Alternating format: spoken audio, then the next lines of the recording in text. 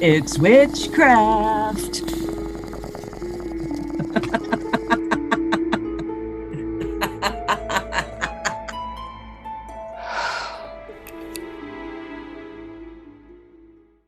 Hey, it's 4:20 a.m. Hi, and welcome to episode 21 of the Stoned Witches Hour. Today, we welcome Shell back with some spooky stories. I'm going to be talking about the Keddie murders, a little bit of true crime. So grab your pot, grab your teddy bear, grab your stuff, grab your weed, grab your stash. And Shell, welcome back, Shell. We'll be talking about the Danvers State Hospital. Welcome to the Stoned Witches Hour. I'm Layla.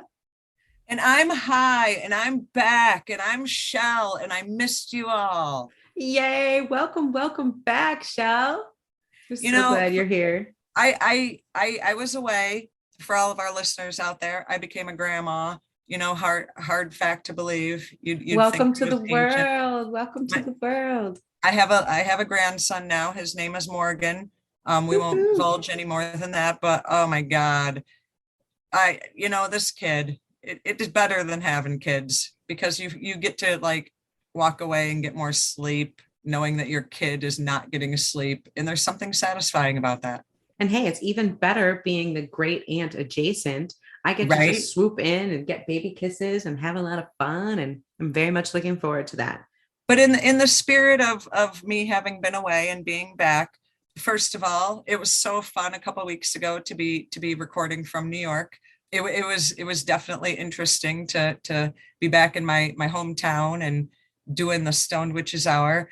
But what I really wanted to point out was last week, Lisa Ann from Empower with Flower, she filled in for me. She did so awesome.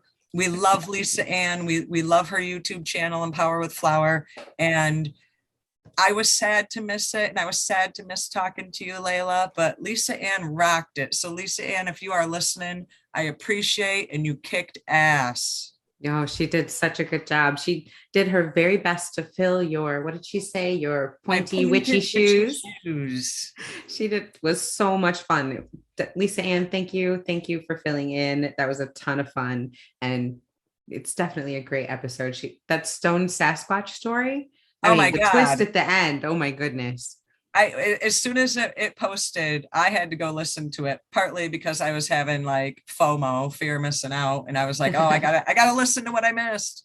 But great stories. You guys were talking about weed and some good stuff. And I was jealous that I wasn't a part of the conversation, but you guys killed it. Great job. Oh, we did smoke some good weed. I'm still smoking on some of that Blue Dream. And whew, boy, it definitely gets very, very stony. I have to admit, though, I splurged and I got some more of the very expensive Bacchio gelato. But you know what? First of all, I got to tell you, I can't ever remember the name of that, and I call it baklava gelato. So if I ever say baklava gelato, you know what I'm talking about. And the other thing was, I was listening to you and Lisa Ann last week, and Blue Dream, like I haven't had Blue Dream in so long, and that is so great. And when I was hearing about how it made you feel and how good of a high it was, I was so jealous because I don't know, Blue Dream hasn't been around on the East Coast in a while. The Blue Dream, like you said, is so delicious, so tasty, and it just gets me nice and high and nice and happy, ready to sit down and tell stories with my bestie. You need to figure out a way to like pigeon carrier some of that Blue Dream to me, man. Oh, we do. What I really want to share is this gelato because it's some tasty stuff, and boy, does it hit like a hammer. And I know you like the heavy THCs. So the gelato one you bought and the Blue Dream you grew. Correct. Right? Okay. Yes. Okay. Yeah, and I had to splurge. I know I know I'm not usually the one to be spending a lot on pot at the dispensary, but I made an exception. It's just so tasty. Sometimes you got to do what you got to do. Like this week, I have been good. I went back to this, and I know I haven't talked to you in a couple of weeks, but I went back to Dog Patch this week, and you liked that. I remember when you had that last time. I did, and it's only 26.29, which for me, I like those 32s and 34s. Right. So it's a little bit lower, but remember a couple of weeks ago, this is the one that made me frickin' chatty Cathy. That's right. It had that really nice up high that you really like. And Right. Like I have some of my stuff in storage currently, and I had to go today and do some reorganization of my storage unit. oh, So never fun. Nobody likes that. it's not, it's work, you're lifting and moving stuff and organizing stuff that you packed Getting away sore. years ago. So I smoked a bunch of dog patch and was like, I was ready to rock that shit, hammered it out in like 2 hours. And so it's like that get stuff done high. You're still high, but you're like capable. Cannabis is known to be anti-inflammatory. It's one of the main things that helps people, particularly that have pain. That's why I use it a lot for pain. And so it sounds like with all the moving and stretching that you did, having, being able to smoke some of that dog patch was able to help you avoid a little bit of pain. Well, that's why I smoked a bunch before I started, because, as you know, I have lifelong chronic back issue. I was trying to basically stave off killing my back because like this shit had to get done, but yet my back doesn't like when I have to get this type of thing done. So I was trying to stave off, killing myself. And don't worry, folks out there listening, I was bending at the knees as best I could. Lift with your knees, not with your back. I was trying. But I really like this one. It's a, what is it? A cultivar? Cultivar. It's a good cultivar. Damn well next week I'll be rocking some 33%. Oh, shit, I know you will. I know you will. You're definitely going to go right back to that. Now, it's funny that you said you were cleaning out a storage unit, because I was cleaning some things out and actually had a garage sale this past weekend. I love garage sales. I love other people's shit, by the way. Love it. Dude, I do too. Thrifting, one of my favorite pastimes. Now, you know me, I'm not a big Facebook user.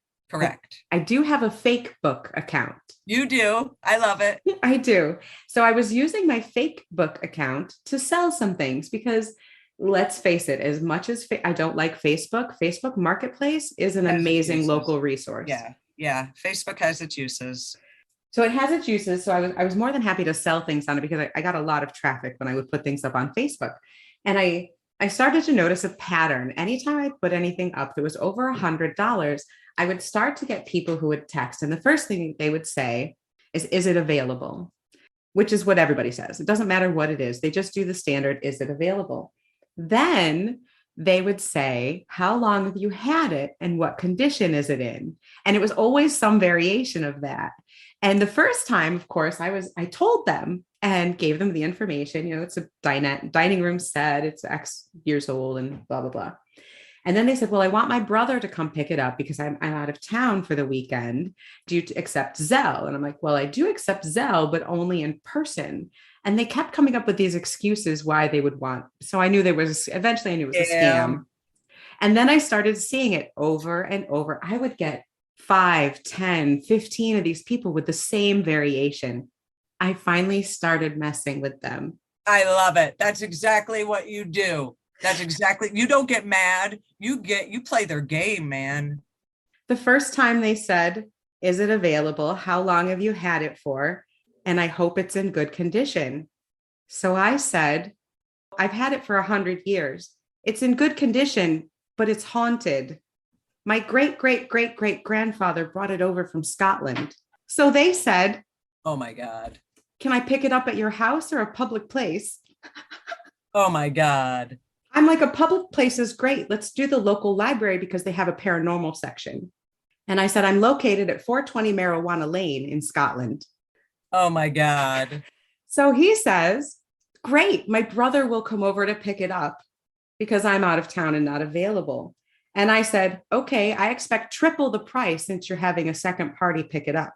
Now, keep in mind, this is $100. So triple the price would be $300. Yeah. So he says, okay, triple the price is fine. How much is that? And I said $2,000. So he says, okay. I wish our listeners could see my face right now because I am like dumbfounded.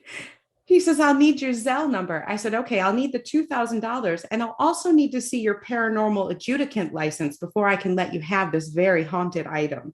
It's extremely powerful. Oh My sweet Jesus. He says, give me your Zelle number for the money. Guess what number I said? 420. No, that would have been better. I said area 123-867-5309. Oh my God, Jenny. And I said, and I'm still going to need all the paperwork for the phantasm spectrometer. Oh my God. He says, okay, I'm going to put the Zelle through. And I said, all right, but if it doesn't work, that might mean that the curse has been activated. And I would recommend shielding with a level 3 transmogrifier first. Oh my Lord. If you don't, I can't be held liable for what happens during an active past life haunted cursing. Oh my God. I love you. He says, do you want to know his response? What? All right. Are you shitting me? I'll have my brother take care of it once he picks it up. And I said, does your brother have insurance against demons, specters, and phantasms? If he doesn't, I don't think I can sell this item to you in good conscience. He says, yes, he has those. Oh my God. Oh my God. Oh my God. So now I'm like, I'd feel terrible if a demon was let loose on your family line for money. I don't think I can do this in good conscience. And he says, friend, are you going to sell this to me? Or are you wasting my time? So finally, at that point, I had enough. I figured if he wasn't getting it by then, that I said, you and I both know you were never going to buy this item. Good luck. And I hope you're not haunted now. And then I ended the conversation. You're awesome. You're awesome. That's all I have screenshots. Oh my God. I'm pretty sure. So I went from getting like tons of them, dozens of these responses to after that, I didn't get any anymore. I'm pretty sure I got put on some sort of block list. Now I want to, not that I'm putting this out there for all of our listeners, but this is a very special episode, Layla. It's my birthday episode. Shell, it's your birthday episode. Oh my goodness, that's right. Happy birthday, Shell. Happy birthday, Shell. Happy birthday, Shell. Yay! Happy birthday. Thank you. So for my birthday, I got a gift from my daughter, which I did not expect because she just gave birth. And I figured after giving birth, I'm the least on her mind. That's like the best gift you can get. Oh my God, this kid knocked it out of the park. Both my kids do. My son, he's a listener. He's a good boy. He knows I love him and he does wonderful things for me too. But this gift for my daughter, we need to discuss briefly. What'd she get you? I'm intrigued. One thing we haven't talked about much on here, and our listeners are going to just drop their jaws at this. I currently own 152 tarot decks. It's a problem. I have an issue. I understand. That's my Shell. We love your little addiction. We indulge you. We like to get you nice little tarot decks for your collection. It's a beautiful collection, by the way. It is. So my kids, I have a Google spreadsheet that I have shared with my children. Because, as one does for your collection. When you have that many tarot cards, you need to have a Google spreadsheet, just saying. So I got this spreadsheet, I share it with my kids, and whenever they're not knowing what to get me, they'll go find a tarot deck that's not on my list. Is pretty much how that works out. So I get this Amazon package the other day, and my boyfriend is like, did you order stuff from Amazon? I go, absolutely not. He's like, well, it's from Amazon and it's got your name on it. I'm like, I did not. He's like, were you in bed high one night on Amazon? I'm like, no. Oh, that's been known to happen. Amazon shopping. Oh yeah. Guilty. I have done it. And I'm not saying I haven't done it, but in this particular instance, I did not do it. Right. You would have fessed up if that was the case. Just not this, it wasn't this time. I got a little fucked up last night, a little crazy on the Amazon while I was puffing. It's been known. But no, like legit never had ordered anything. So I'm like, what is in here? And it never dawned on me that my birthday was coming. Yeah, after a little while, you kind of forget those things. But you know how once in a while you'll order something on Amazon and it's back ordered for 1,000 years and out of blue. I'm like, maybe I ordered something a long time ago. Right. 2 tarot decks are in this package with Amazon sent a little note. The little note said, happy birthday, love, my daughter's name. And I was like, oh, what a little good girl. 78 doors, tarot of the 78 doors. This one is like kind of Victorian type but good tarot deck. I'm not negating it, but this is the cream of the crop. This is what I have brought you here for today. You need to look up, and I need to show you this with your own bare hands, the Black Tarot. Ooh. All the cards are matte black. This is where we need to do like a video episode and review tarot cards, but they're all. Oh yes, let's do that sometime.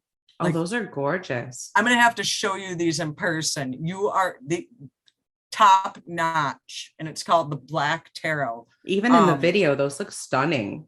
Yeah, they're kind of, the theme is a little dark, but it's the black. I like the edge to edge color. I love the edge to edge pictures on tarot cards, and those are very saturated and very pretty.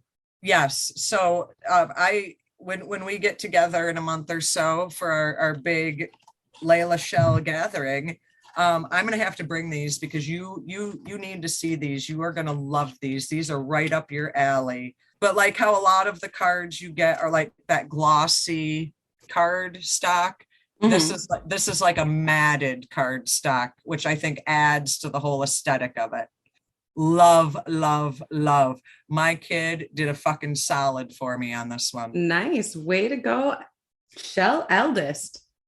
The girl child. The girl child. I do remember the boy child this past summer. Maybe it was also for your birthday, possibly last year. I'm not sure. I remember the boy child gave you a very nice tarot deck recently too. I think that was Christmas. Ah, okay. Yeah. So they're good. Like kids. I said, when the kids are struggling, they go right to the tarot list. They're like, what can we find that mom doesn't have? Because mom has like every deck. That's amazing. We are absolutely, I'm going to hold you to this. So listeners, let's make Shell accountable. We are totally doing a deck review episode. That would be so much fun. I'll bring in my measly 10 decks. We'll play with all of our decks. I cannot wait to see all of your decks. I'm so excited. I'll just make sure I pick 10 that aren't the 10 you have. Right? Yes, let me have at least one or two. That would be fun. No, that would be so much fun, Shell. We should definitely do that. Yeah, but like this for anybody who is, even if you're new to tarot, because tarot cards are tarot cards, it's the pictures, they're different on every deck, but the card meaning is the card meaning. If you're into like good artwork and kind of I don't want to say a darker theme, but kind of a little bit of a darker theme, this Black Tarot, worth every cent. I don't know what it cost because it was a gift, but worth it. Check it out on Amazon. I'm sure it's there. That's where it came from. The man gave it to me from his little blue truck. Aw, which is always nice. So easy. Yeah, love my Amazon man. Love getting surprise tarot decks. How fun. Yeah, so 154. I think I have as many tarot decks as some of the local tarot shops here in Salem, but hey. You should do like a little YouTube channel for each, just a little thing, pull out a deck, fan through it a little bit, show some of the major arcana, some of the important cards, maybe one or two of each of the suit cards, and talk about the deck a little bit, 15 minutes tops on a deck. How many people want to research it seriously though? How many people want to research a deck? And you have material for days, for years to do a deck at a time, do a little unboxing and a little review of each. I would love to see that. I would watch you do that. Cool. Get high and do tarot reviews. Especially because, as you know, I have decks from when we first became friends. Some of those decks they don't print no more. You have some beautiful decks that are out of print, hard to find decks, and even if they're easy to find decks, how often do you just see the one card on the back and you can't see anything else? And, being able to see a video of that would be really fun. I think people would appreciate it. Yeah, that would be cool. Stoned Witch Does Tarot.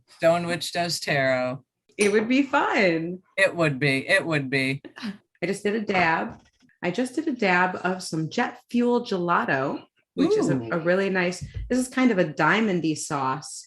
Let's see if I can show you. Ooh. Yeah, it's kind of really nice. It has little diamonds in it, and it's a little saucier than some of your normal wax or shatter or butters. It's very good, very tasty. Excellent. I always joke with people and say that they created a national holiday for my birth, which is partially correct. It is time. It is getting beach weather. I don't know what it's like in California, but in the East Coast, Holy bejesus, let me tell you, like it was 94 degrees the other day, and you can't hate that. You cannot hate that. It's early summer for us. I love that weather. That's some of my favorite weather. It's blue skies all the time. We had a little bit of overcast this morning and it's a gorgeous 78 degrees today. So I'm feeling a little New York weather has rolled in to kind of celebrate that you have returned to Massachusetts. Yeah, right. You know, It was so but weird. I was in New York for a couple of weeks, as you know, and it was like blue skies and the best weather ever. I come back to Massachusetts and I must have brought that doom and gloom of Broome with me because it has been like it's warm and it's humid, but it's like gray. It is gray. yep, so we had a nice little gray morning, but it's gorgeous. So I'm definitely looking forward to summer. I'm looking forward to getting to the beach. I'd love to get outside. This state is amazing for that. And I know you guys like to do, you and your boyfriend are all over the East Coast. Every time I see you on social media, you're hopping here, you're hopping there, you're going camping, you're checking out the coast. You guys love the ocean. You're always doing stuff, Shell. Do you have anything wonderful planned for this summer? I have a couple of things planned for this summer. Camping is a must. I actually gathered up my camping stuff earlier today. Camping is a must. There's something about, whether you're of the witchy persuasion or not, something about sleeping outside, but you have to be in a tent because mosquito bites hurt and they itch. But sleeping outside, it's therapeutic. It is really therapeutic. And there's nothing like I can't wait till we get together and camp this summer. There's nothing like a campfire, good friends, big fat bowls and bongs. You can't beat that. Well, I have a secret to share. I have been looking forward to festival season, and as long as monkeypox doesn't mess everything up, I am planning on being back on the East Coast for 2 weeks this summer for a major festival at one of our favorite places. OMG. Are you talking end of July? Yes, I am. I cannot wait. Are you talking in Western New York? Yes, I am. Yay! So, I would like to give a little shout out here. We've never really talked about them or mentioned them, but this is a love that Layla and I have had for well over 20 years.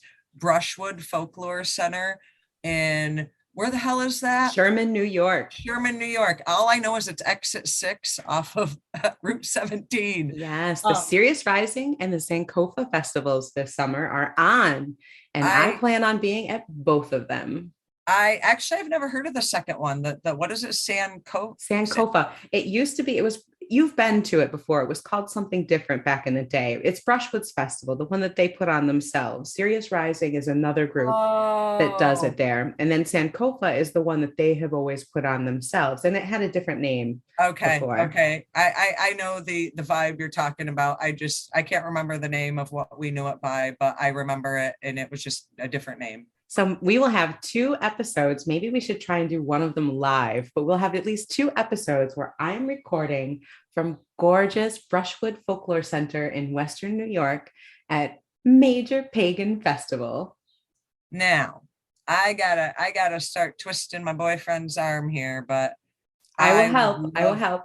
I would love to work it out where we are doing a dual broadcast together live at Brushwood Folklore Center. Am I the one that has come up with the wild idea? Shell, you have to come do this. I get to twist your arm at least once. Let it be this time.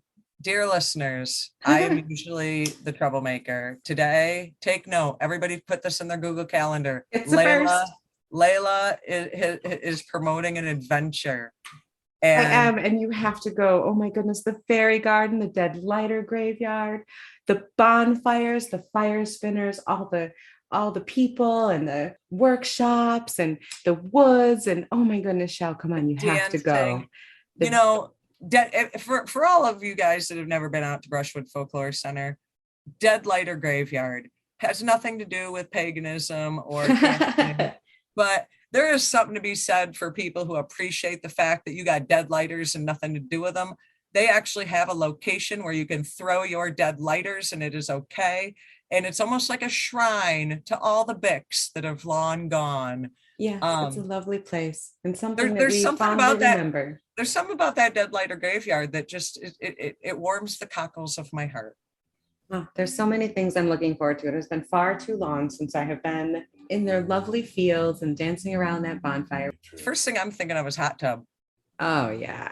Oh, yeah. I'm going to go set up my camp, get everything all perfect, my little witchy way, and head down to the hot tub. And Yeah. I gotta start twisting my boyfriend's arm here. I gotta start sowing those seeds and we'll do a little listeners, spell. Stay tuned at the end of this here, Shell, and we'll cast a little spell to help persuade him. Let him know how fun it is. if any of our listeners have any good ideas of how I can get my boyfriend to go camping for a week at Brushwood, email us. Email us. stonewisheshour@gmail.com. Email us your best excuses as to why Shell needs to go to Sirius Rising and Sankofa Festival. Yep. Yeah, we'll use those to convince boyfriend. It'll work. I need you people. It'll work. I need you. So now that we got our summer plans, Shell, do you have a spooky story for me? I'm getting pretty high over here. I actually do. There is a very creepy asylum. You know, I love these asylums. I hate asylums. Where do you keep coming up with these? Why does the East Coast have so many asylums, and how do you keep finding them? Because they're everywhere. This one actually is really close to home. This one is maybe about 10 miles from my house. Maybe not even that far. This is the creepy asylum. If you look it up online, it'll say it's near Boston, but essentially it's in Danvers, Massachusetts, and it was the Danvers State Hospital, also known as the State Lunatic Hospital. That sounds terrible. Now, you know how this story starts. It was built as a compassionate and enlightened treatment place. They always say that. I don't think any of them mean it. Do they know what those words mean? They don't. No, I don't think they do. And of course, true to asylum form, patients endured periods of overcrowding and abuse. Shocker. I'm so surprised. This is my surprise face, Shell. Look. Yeah, right. So surprised. This one actually was featured in a kind of, I don't want to say B movie, horror movie, or low budget horror movie, but kind of. A B movie, horror movie, low budget movie. And hey, by the way, for our friends at We All Pod down here, if you are looking for a offbeat horror movie, you're going to want to check this one out. This would be a great one for you guys to review from We All Pod down here. So they were a guest on one of our episodes. We had a lot of fun with them. We also guested on their podcast. So check them out. We All Pod down here, wherever you get your podcasts. For the We All Pod down here, guys, you know, this is a movie for you. It is, we'll get to the movie in a minute. But anyway, so this building, 1874, all asylums were like mid to late 1800s. Maybe it was a thing in that period. You know, it was, maybe it was like in fashion. Maybe it was in fashion for them to, try to help people. They did all start with the idea of being compassionate and trying to solve a problem that they saw. I'll give them that. Well, the psychiatrist who recommended that this be built, Dr. Thomas Kirkbride, he was an advocate for treating mental health patients with respect. So, you know, every idea has a good intention initially. It's just what the fuck happens from there that goes haywire. How's that old saying go? The road to hell is paved with good intentions. Correct. You know, he thought that having plenty of light and air circulation would promote mental health healing. You know, there's something to be said for that. Yeah, I don't think he's wrong. He's not wrong. When your mental health is going a little haywire, go sit by a pond in the woods. You'll feel better. There's something to be said to getting out in nature, getting to do something. I know it helps some people. Obviously, it's not going to help all things, but you're feeling a little gloomy. You need a little pick me up for sure. Right. So, you know, he tried to create a bunch of private rooms for folks to give them comfort and privacy. Again, his intentions were great. They really were. Sounds like he had really good ideas. Yeah. Now, one thing to also keep note of, and this is a different podcast that we're going to do later in the year, more towards October, Halloween time.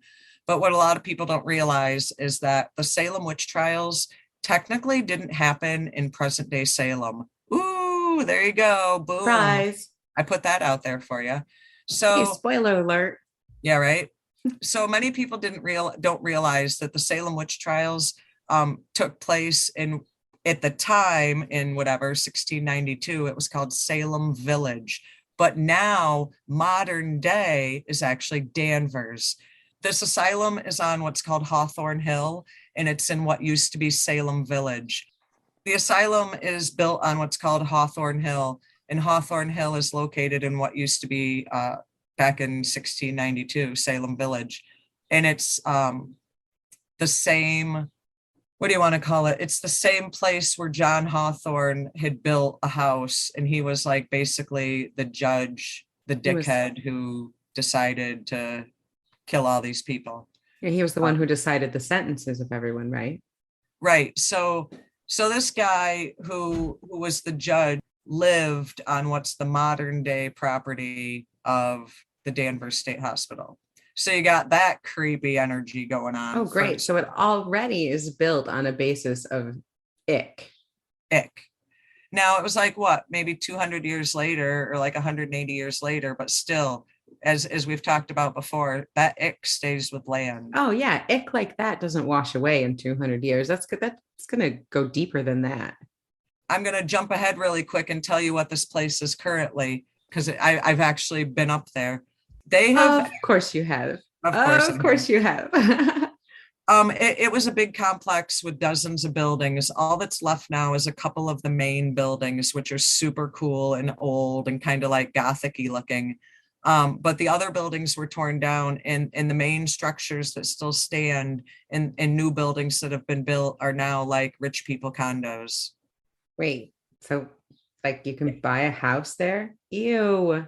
Well, like a condo, like in New York, we'd call them apartments, but in Massachusetts, everything's a condo, but it's really an apartment in my opinion. And you buy it rather than rent it.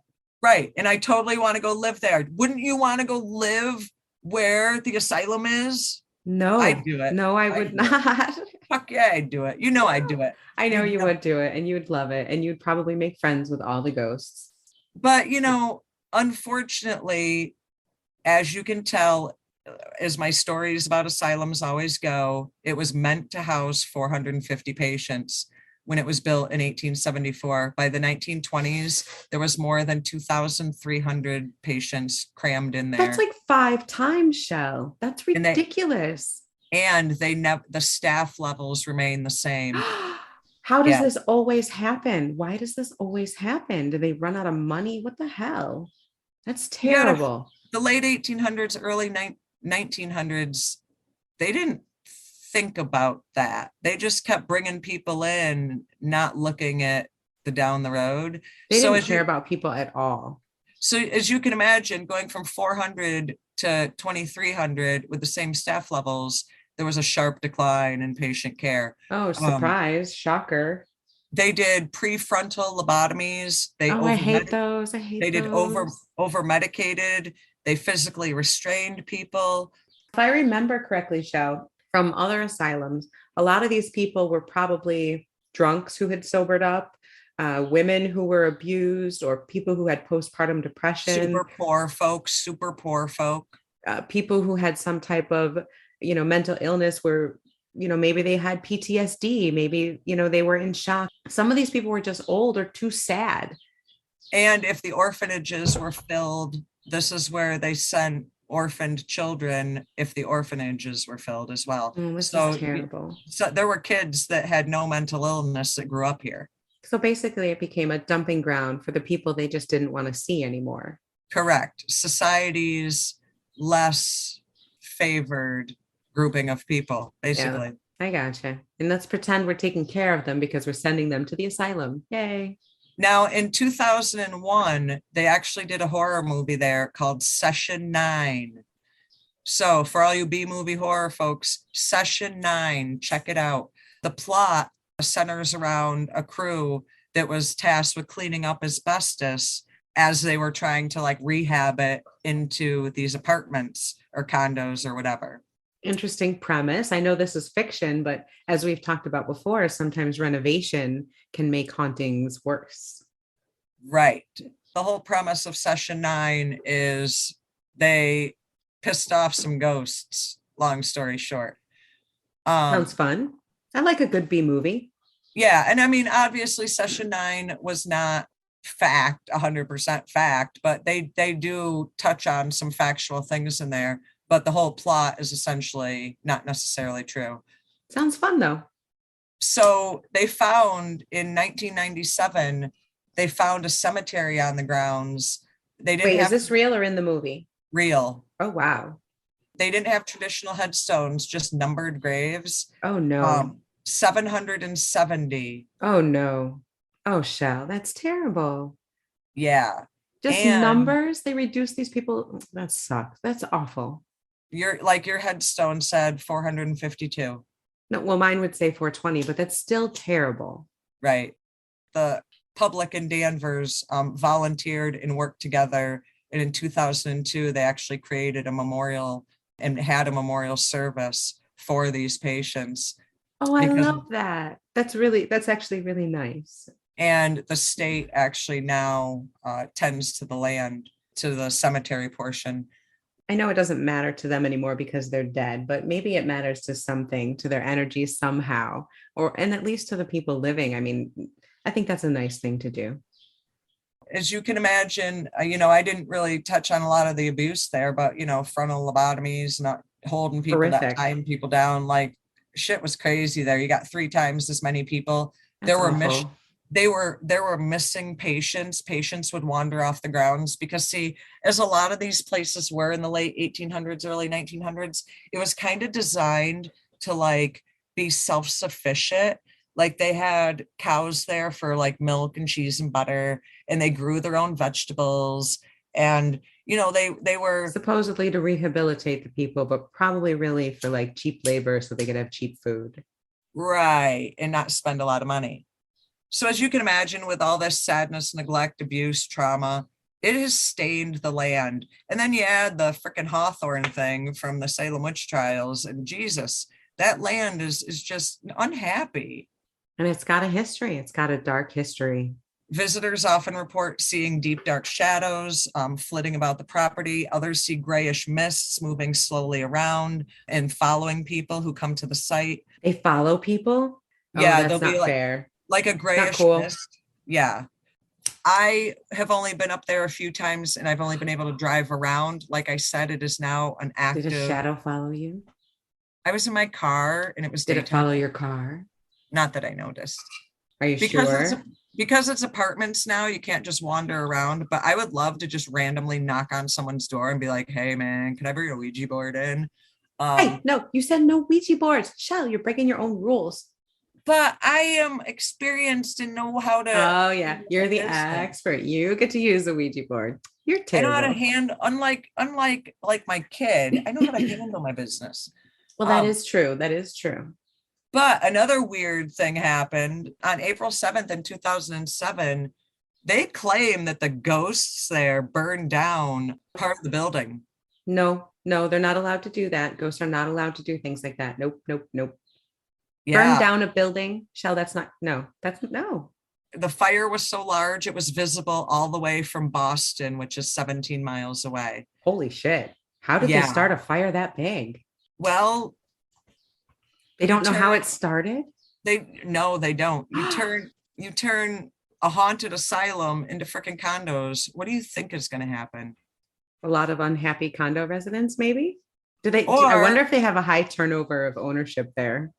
I've looked into them, and at the moment they're a little bit beyond my financial cap, but I've had my eye on those. I have. I'm not going to lie to you. I'd love to live there. It's probably I a mean, gorgeous view. You just got to put up with, a murderous, misogynistic asshole judge who like to hand down shitty sentences for women and, all the other tortured and and tortured tortured. and inhumanely treated patients. The Yep, whole that's people all. walking down the hall. Dark Thing is, shadows following your guests around.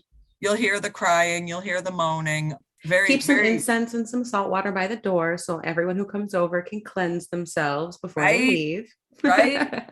That's all. That's all you got to do. But I've driven up the hill and I've driven, around the property. It has a sadness.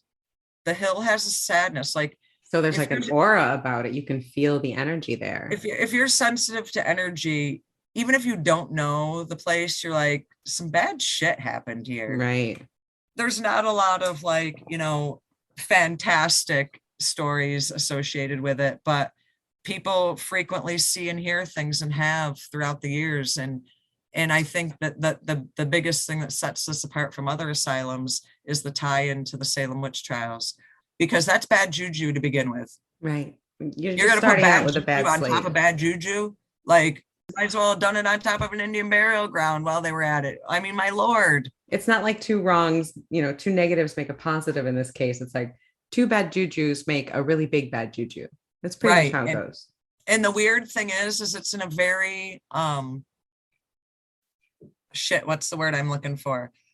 It's a big hill in what is a busy area. Obviously, it wasn't a busy area back then, but they never disturbed that whole hill. There's like no business or buildings. You just drive up this like wooded hill, and this is all at the very top of it. It's very surreal. So it seems almost undisturbed as you go up this hill until you get to the condos at the top. Right, because everything around it is like very, what is the word I'm thinking of? Pastoral. I don't know. It's a very busy road with a lot of traffic and a lot of businesses and gas stations and this and that, strip club, this, that, and the other. But you start going up this Hawthorne Hill and there's no business. It's trees and grass. It's just different from its surroundings. Urbanized, is that the word I'm looking for? Yeah, so it's not as urbanized as the surrounding area. Everything around it. So Weird. It's like, it almost like stands out. And like you're going back in time a little bit when you go up the hill. And it's got this heaviness. Yeah, you said the aura. It had like an aura of sadness around it. Yeah. And that sounds really creepy. It sounds like one of those hauntings that's more pervasive, like little noises and things that you see out of the corner of your eye and those dark shadows and that uneasy, terrible feeling as you're walking around. Right. But, and then you wonder, is it Hawthorne related? Is it asylum related? What's going on here? Like and that then, much sadness is just baked into the hill itself. And, yeah, they did do like these numbered graves, but there has been rumors of also mass graves. Just bad juju, man. Bad juju. It sounds terrible. It sounds like an awful place. Now, when you went up there, did you bring any equipment with you, or did you just go and kind of try to use your own senses and abilities to see what it felt like? I went up there trying to use my own senses and abilities because it initially started out, I was out doing other things and my boyfriend was like, hey, you want to check this place out? I was like, oh my God, yeah. And who's going to pass up an opportunity to go check out something that's that haunted?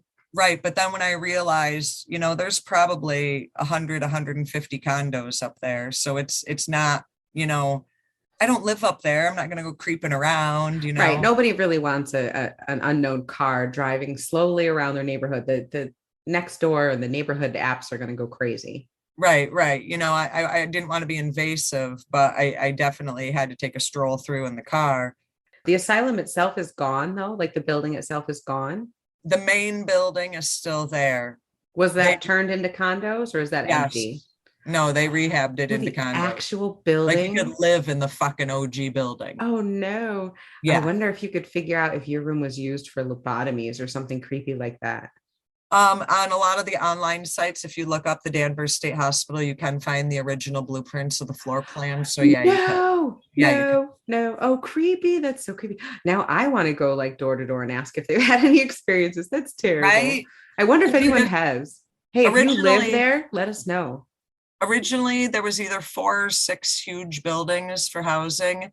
And the main building was part housing and part like the medical stuff, the lobotomies and all that. And there's one residential building and then the main huge building that was half residential, half medical that are still standing and have been rehabbed into condos. Oh, wow. Interesting. I wonder if you can find their floor plans on Zillow. Like, can we go kind of look at them? I admit I have a voyeuristic love of looking at people's houses on Zillow. I don't want to like provoke people to do bad things, but when my boyfriend was younger, he grew up in this area. There's a tunnel that you can actually access, and that tunnel would take you up into the buildings, and he would actually go in and wander around with his friends in this abandoned asylum because the condos are new within the last 5 or 6 years. So he would wander around and they would do what teenagers would do, looking for ghosts and this and that.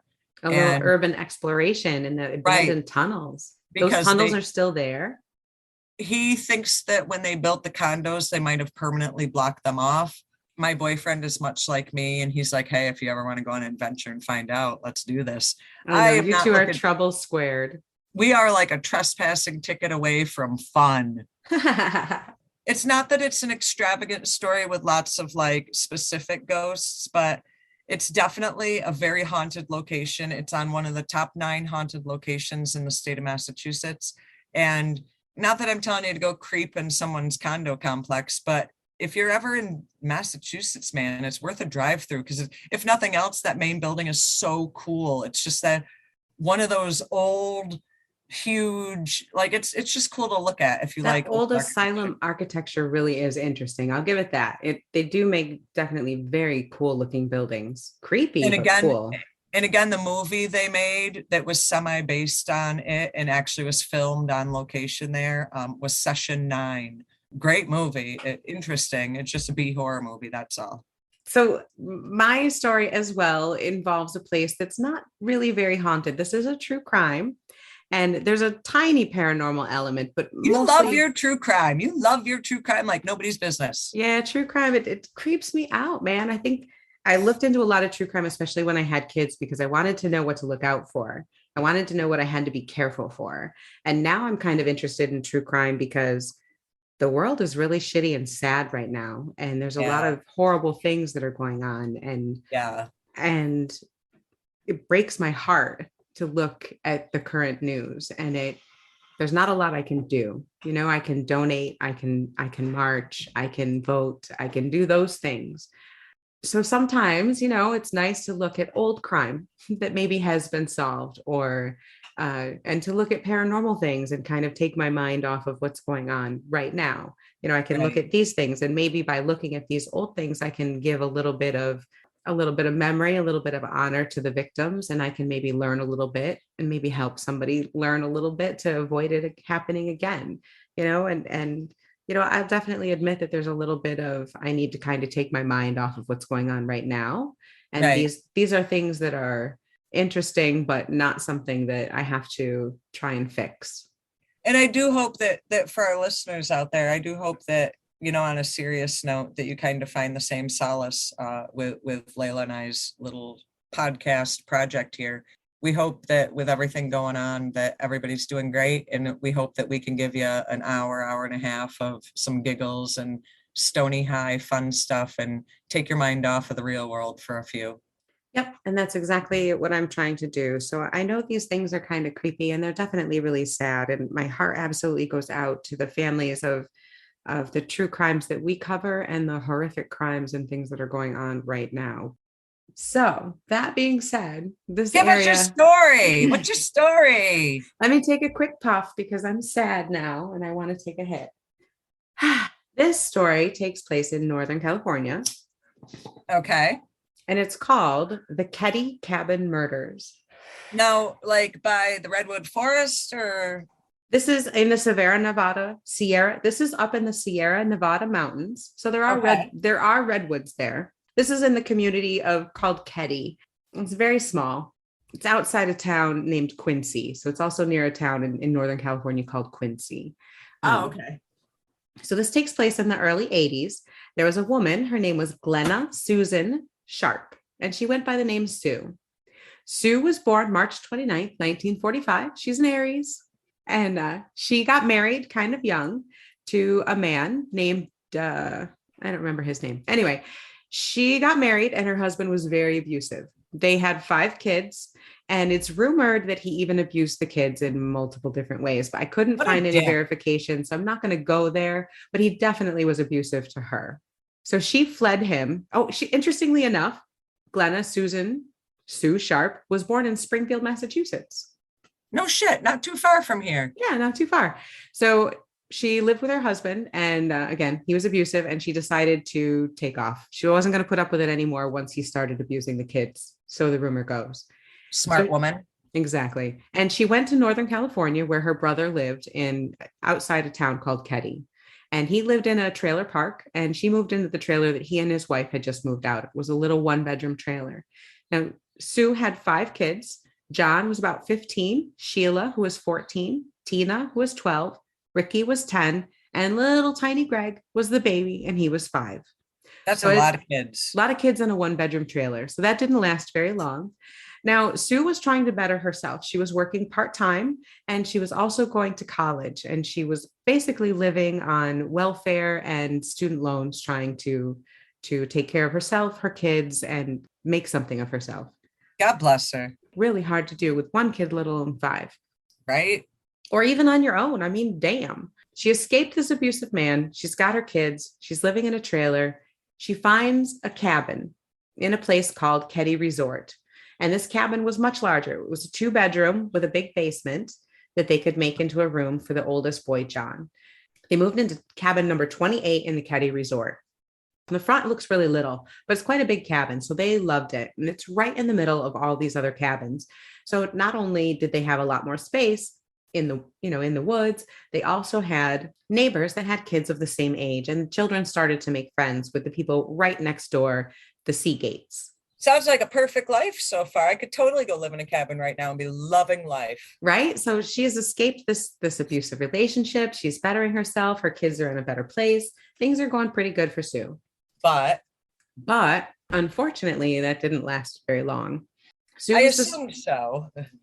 Sue was described as a very private person. She kind of kept to herself, but a good person. And she dated a dude named Daryl just a few times, and that didn't work out, but it was reportedly nothing special, nothing crazy, nothing bad.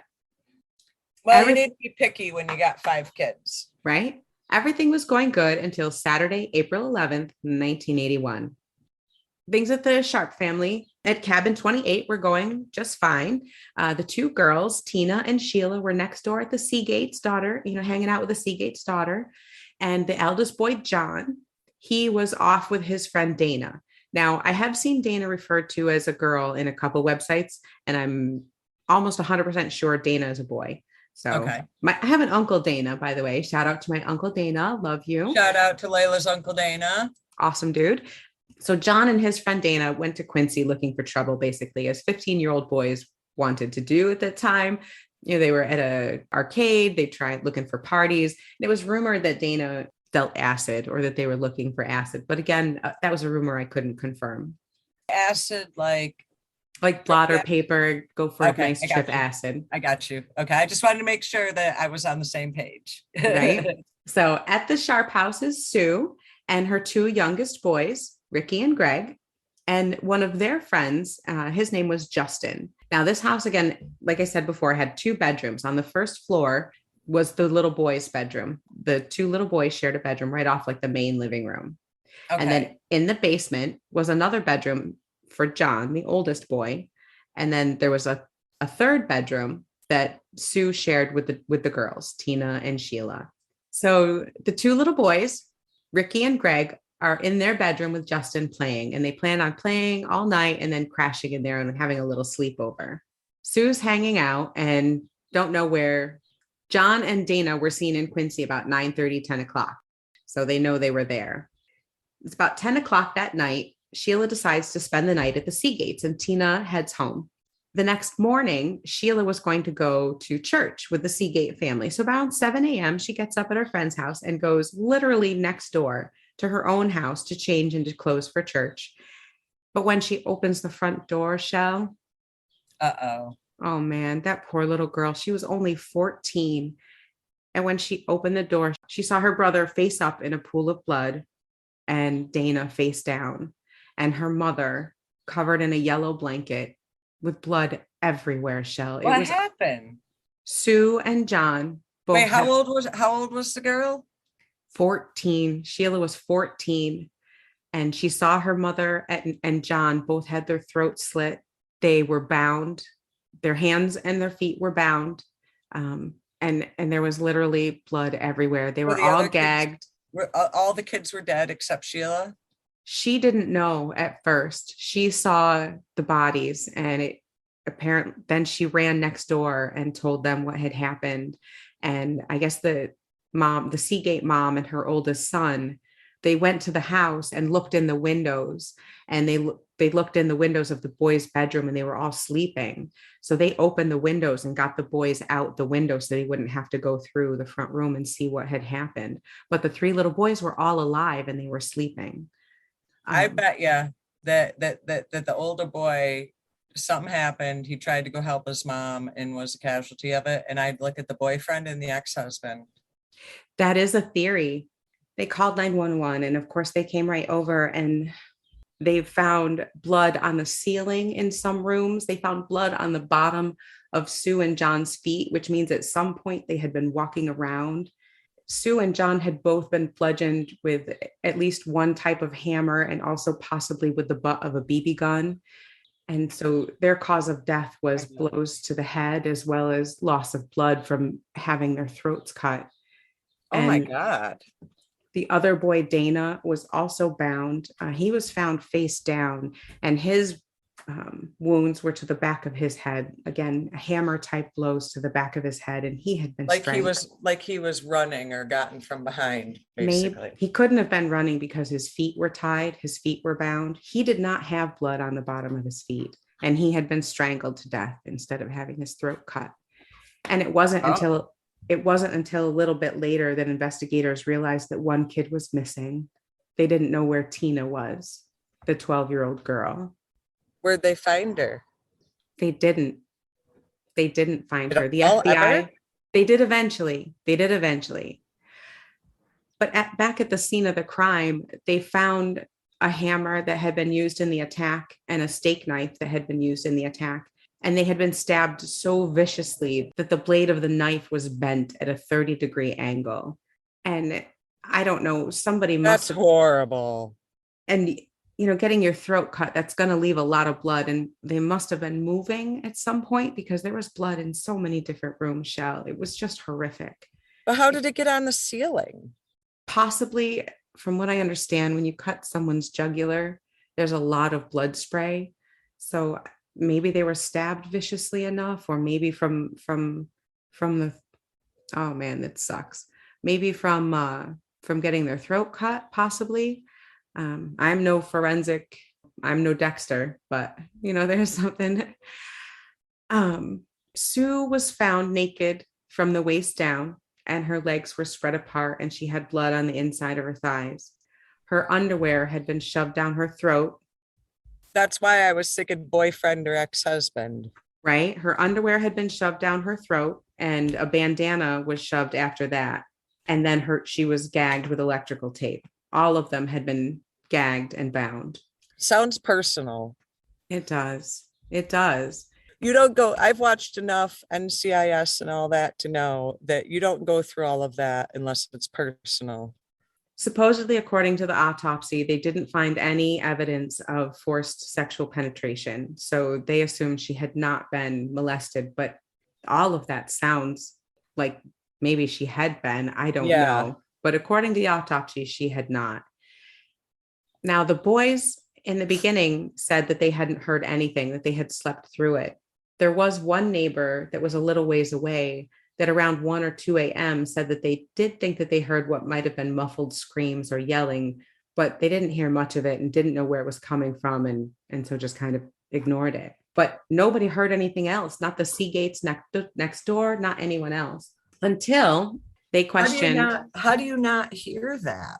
Well, I guess if they gagged them all early enough, maybe they wouldn't have heard anything. And little boys sleep pretty soundly. So, true. Maybe if there was some thumping and some yelling, they could possibly have slept through it. Or just thought it was their parents fighting. Maybe possibly. They thought mom was fighting with somebody. Maybe dad came. Now, Justin Eason, the boy that had been visiting, he later said he was awake and he did see something, but he also said it might possibly have been a dream. How old was he? I think he was around 8 or 10. He's the stepson of a man named Martin Smart, who was one of the neighbors, who also happened to be one of the main suspects. Oh. When the investigators talked to Martin, he mentioned out of the blue that he had recently lost a hammer. Didn't know when, right? Like, why would you volunteer? If you had a hammer missing, would you even know? I probably wouldn't know, And if someone just got bludgeoned to death with a hammer down the street, I probably would kind of keep that to myself. Just saying. Justin Eason, the little boy that had spent the night with Sue's two young sons. Now, he originally, like the other two boys, said that he had been sleeping. And later he said that he may have witnessed the murders, but he thought it had been a dream. And under hypnosis, which now I'm a certified hypnotherapist, and I would be the first one to tell you that memories under hypnosis are not reliable. We are not reliable chroniclers of things that we see and experience. And really? Yeah, we're really not good at that. You can ask anyone about eyewitness reports and things like that. We're just not good at it. Hypnosis is a wonderful tool to help you with all sorts of things, help you get through some trauma, help you lose weight, help you learn to sleep better, help you love yourself better. It can help you with all sorts of things. And it can help you remember some things, but it's a better tool to help you put the past that you may remember into perspective. Anyway, I'm getting off topic. It's not a reliable tool, but they did use hypnosis on this boy to help him remember what had happened. Here's where things start to get weird. The police department decided to use a volunteer sketch artist who had no artistic ability and no training. He wasn't even a part of the police department. He was just a civilian who occasionally volunteered with them. They let him do the sketches of the two men that this boy said he had seen. Even though the FBI was involved because Tina was missing. Even though the FBI offered their own well-trained sketch artist, they went with this untrained volunteer. And something is weird about that, right from the get-go. Right from the get-go. And so they had some information from this boy, and he said that Tina had come in and seen what had happened. And one of the men, he said there were two men, and that Tina had come in and saw what was going on. And one of the men took her out back. And then when he came back in, Tina wasn't with him. But that was the last anyone heard about her for a long time. And the FBI did investigate her disappearance. But after about a month with no leads and no clues, they pretty much dropped it. They just dropped it and were like, whatever. Yes. Now, that's what happens when you don't have family advocating for you, unfortunately. And that's shitty, but fucking true. She was a poor single mother, and they pretty much did not care. Now, the main suspect was Justin's stepfather. Well, yeah. And you said he lived near them? He did. He lived very close by. Martin Smart, the stepfather of Justin Eason, was married to Marilyn, Justin's mother. And they went to school with Sue. They had they lived nearby. They also took some classes together, and they were somewhat friendly. Kind of like grew up together? No. She had moved here, remember, after being abused by her husband. Yeah. So she met them from the neighborhood. So Martin and Marilyn were friends with Sue. Marilyn more so than Martin, because Martin was an ex-con who was reportedly very abusive to Marilyn. And from all accounts, Sue was trying to counsel Marilyn to leave Martin. And he, of course, was not happy at all. They never are. He also hated Sue's oldest son, John, and said that he was a little punk and thought he was a little jerk and just hated him. Were any of the kids any of the younger kids? No. Okay. No. When Martin was questioned, he volunteered that he was missing a hammer. I'm missing a hammer. Don't know when I lost it. And the police chief is noted as saying that Martin was a veritable font of tips. He had all this information and all these ideas that turned out to be true. And it was always information that led away from him as being a suspect, according to this police chief. Which I think makes him more of a suspect, to be real. I think so too. Now, Martin says his alibi was that he and his friend, Bo, this guy named Bo Boobadee, I'm really not sure how to say his last name. Bo. We'll just call him Mr. Booby. Mr. Booby. So Bo Booby was living with Martin. And he says that he and his friend Bo had taken his wife Marilyn to a bar called the Backdoor Bar for some drinks. And that on the way, they'd stopped to ask Sue if she wanted some. And she said no, she was going to stay home. And they left. And they said that was the last time they saw her. Now, people did report they saw them at the bar, and they were dressed Bo and Martin were dressed extremely flashily, full on suits, hair did, shoes shined, making a lot of noise about the music being too loud or not Well, this liking was the like music. the early 80s, right? So they were going from that disco to that weird 80s vibe. Right? Some people also think that maybe after the murders, they went there to try and give themselves an alibi and wanted to make sure they were noticed. And they definitely did get noticed.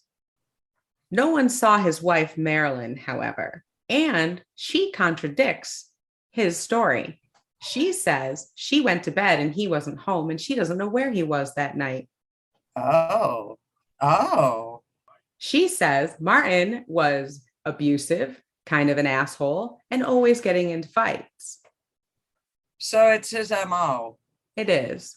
She left him. It gets worse and worse for this Martin guy. Marilyn left him like right around that same time. Oh. Now, the So case goes cold. He has a lot of things on his plate that make him look suspicious. Very suspicious.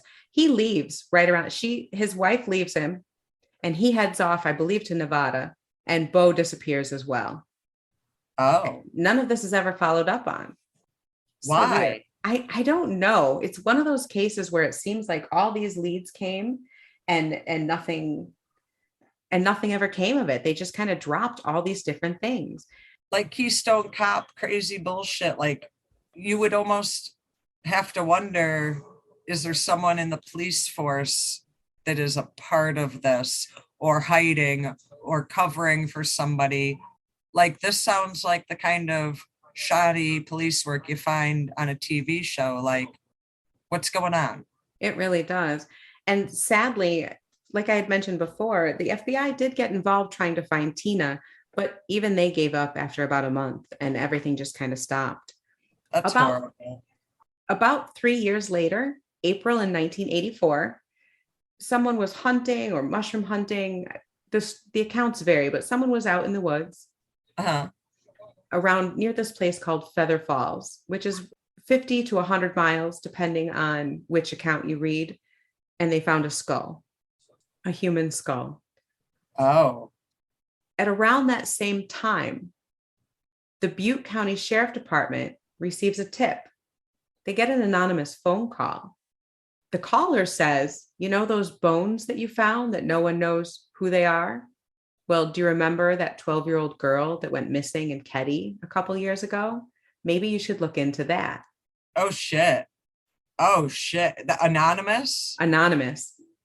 And back in the 80s, I don't think that the call tracing was what it is today. That call, the recording of that call disappeared, but they did do some testing and found out that those bones were Tina Sharp's. Now, did that phone call go into that same police station? Just curious. It did. Well, I'm not sure. It went into the Butte County Sheriff, and I'm not sure if that's the same sheriff's department that was searching or not. The medical examiner couldn't determine exactly when she had died or how, because the remains were pretty much just bones, a jacket, animals up in there. Yeah, all they found were some bones, a nylon jacket, some jeans, and an empty tape dispenser. And everyone had been tied up kind of like with electrical tape.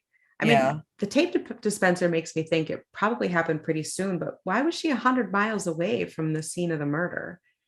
Anyway, they determined it was Tina Sharp, and somehow the coroner felt that she had possibly died 6 months after the murders. So the coroner thinks that she was possibly alive for a period of time before she was killed. And she was obviously transported at least 50, if not 100 miles away from her home. So that part is extremely mysterious and no one knows what happened with that. It definitely has to be, in my opinion, like someone who knew the family. Right? The door wasn't forced. There were no signs of forced entry. Nothing was stolen. Now, the case kind of went cold. Even after they realized that that was Tina's body, nothing came of it. In 2004, That's shitty. That's so shitty.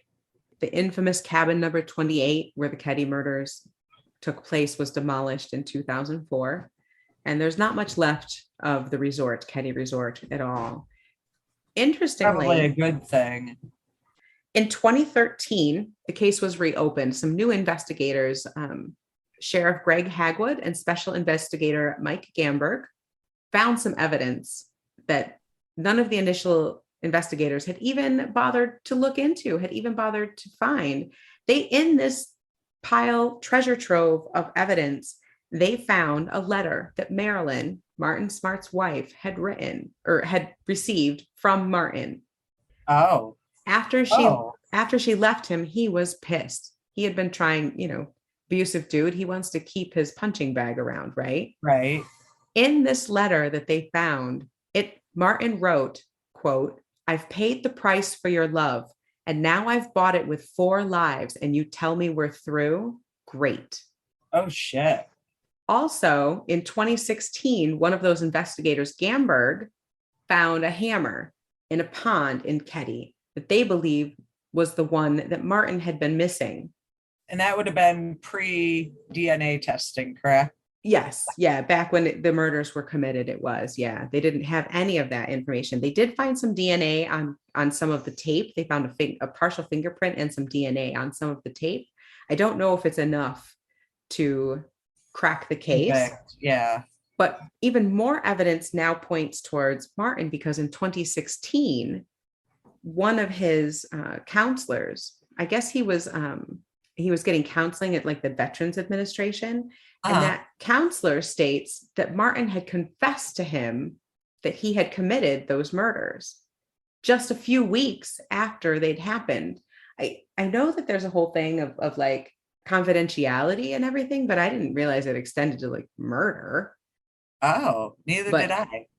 Martin says that he killed Sue and her daughter Tina, but he says he said at the time he didn't kill the guy. So I guess he's trying to say that Bo killed the 2 boys, John and his friend Dana.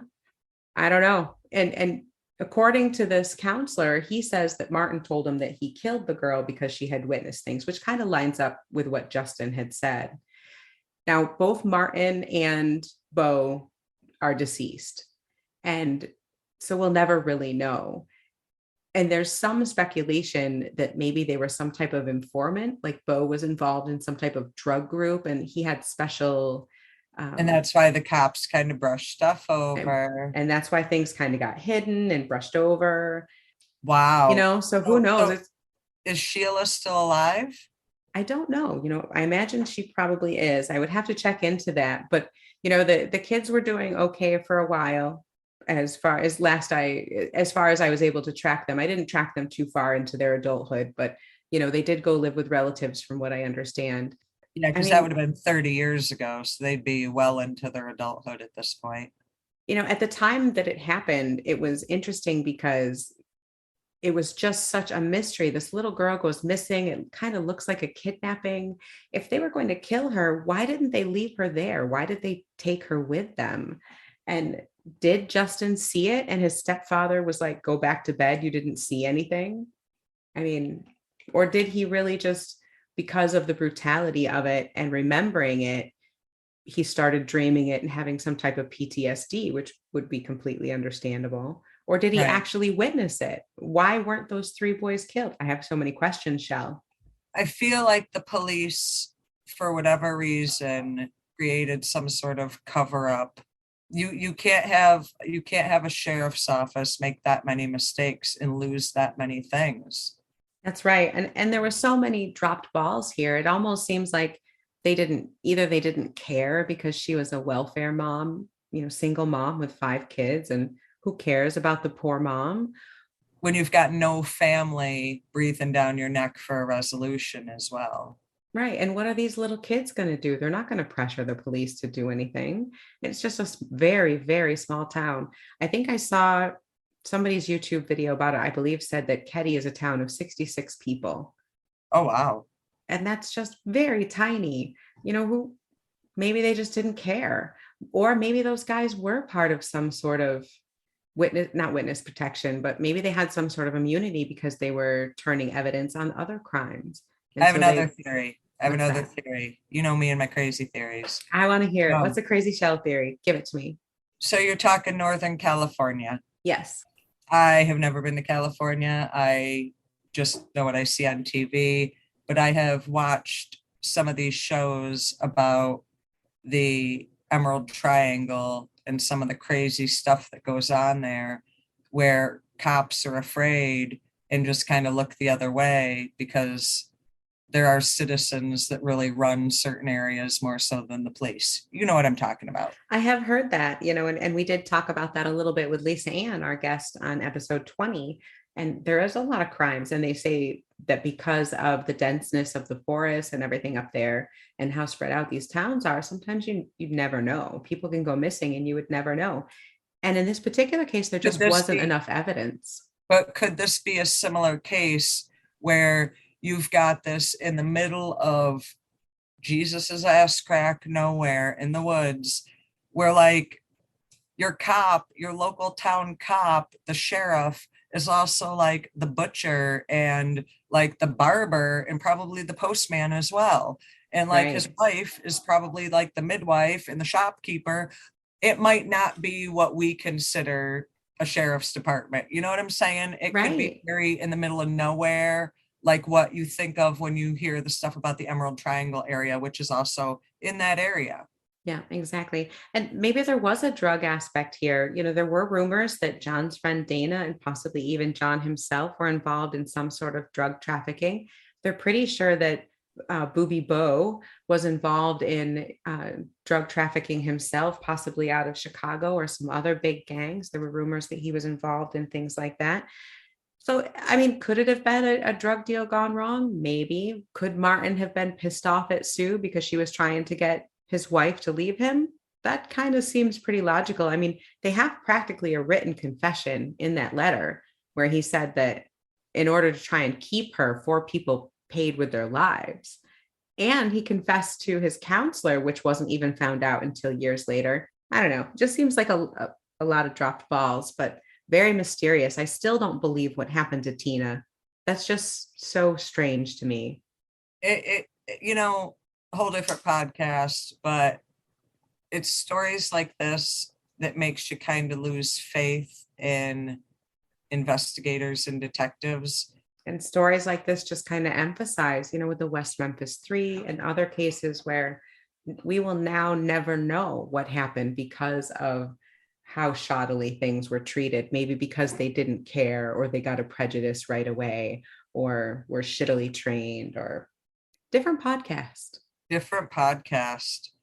Not our vibe, not our podcast. So, in the spirit of cheering things up, Miss Bong Smoker, Yes, um, please do.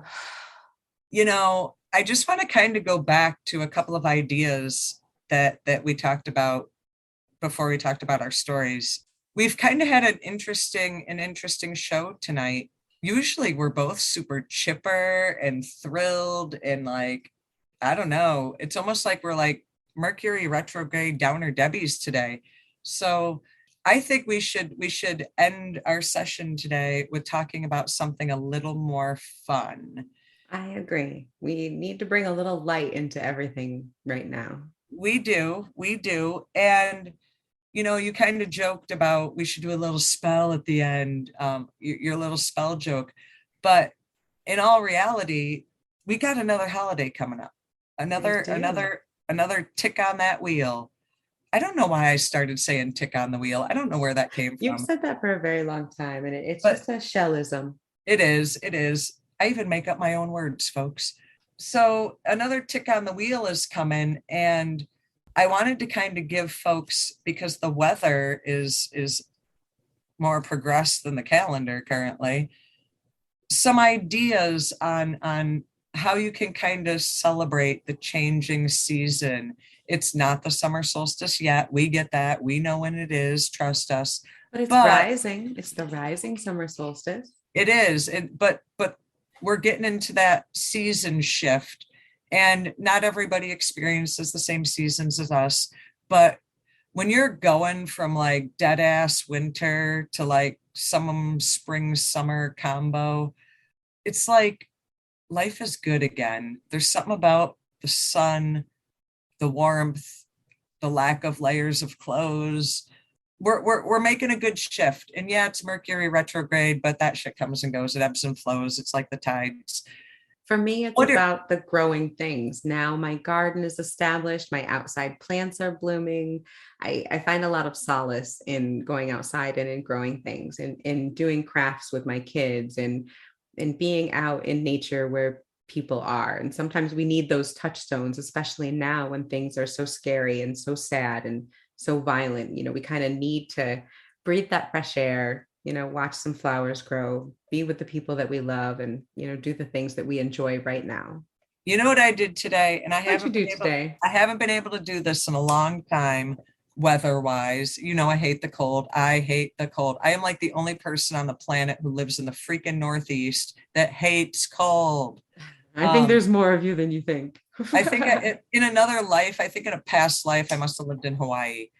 I had some time all by myself today, and I had some errands to run. I had some stuff to do. And I was like, hey, I'm out of the house and I'm driving around and I'm all by myself, which generally doesn't happen terribly often.